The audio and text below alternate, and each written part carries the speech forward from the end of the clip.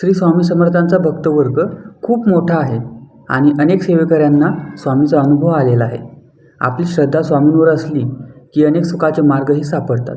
अशीच ही कथा असून प्रत्यक्ष स्वामी भक्ताला स्वप्नात स्वामींचे दर्शन होतात. तर आपण जाणून घेऊया. एकदा एक सेवेकरी खूप संकटात सापडतो.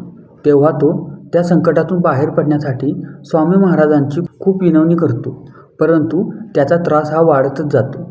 असे काही दिवस गेल्यावर त्याची त्या संकटातून सुटका होते व तो मोकळा श्वास घेऊ लागतो.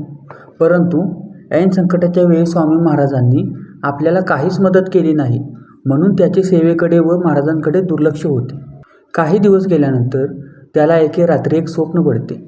त्या स्वप्नात त्याला असे दिसते की तो स्वामींसोबत एका भयंकर वाळवंटातून चाललेला आहे. उन्हाचे तीव्र चटके बसत आहेत. संपूर्ण शरीरातून घामाचे लोंढे वाहत आहेत.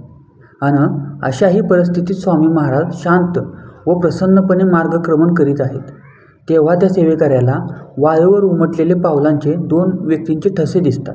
त्यावेळी तो सेवेकरी न राहून महाराजांना विचारतो की स्वामी, समोर दिसतात ते पावलांचे ठसे कोणाचे आहेत आणि एवढ्या रखरखत्या उन्हात या वाळवंटातून कोण गेले असावे? तेव्हा स्वामी त्याला उत्तर देतात की या पाऊलखुणा दुसऱ्या कोणाच्या नसून तुझ्या व माझ्या आहेत. तुझ्यावर आलेल्या संकटाच्या वेळी मी तुझ्यासोबतच होतो याची ती साक्ष आहे. हे महाराजांचे शब्द ऐकल्यावर त्याला खूप वाईट वाटून पश्चाताप होतो. आणखी थोडे पुढे गेल्यावर त्याला फक्त एकाच माणसाचे ठसे दिसतात.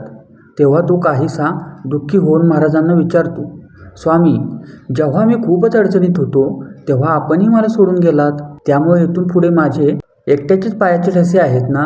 त्यावर स्वामी स्मित हास्य करून त्याला सांगतात, नाही रे वेड्या, येथून पुढे तर मी तुला माझ्या खांद्यावर उचलून घेतले होते. ही एक उमेद तुमचे दुःख नाहीसे करेल. एका घरात 5 दिवे लावले होते.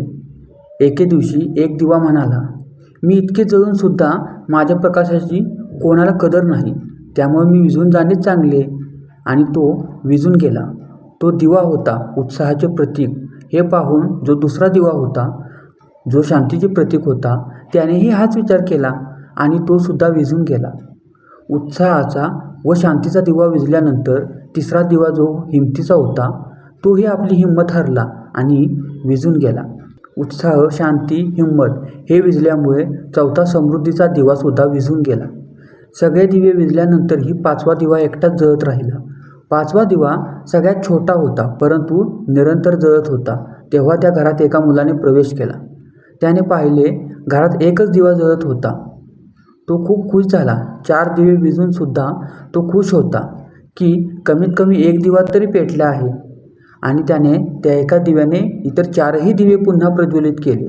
तो 5वा दिवा उमेदीचा होता. उमेदीचा दिवा आपल्या घरात सतत प्रज्वलित ठेवा, इतर दिवे आपोआप प्रकाशित होतील.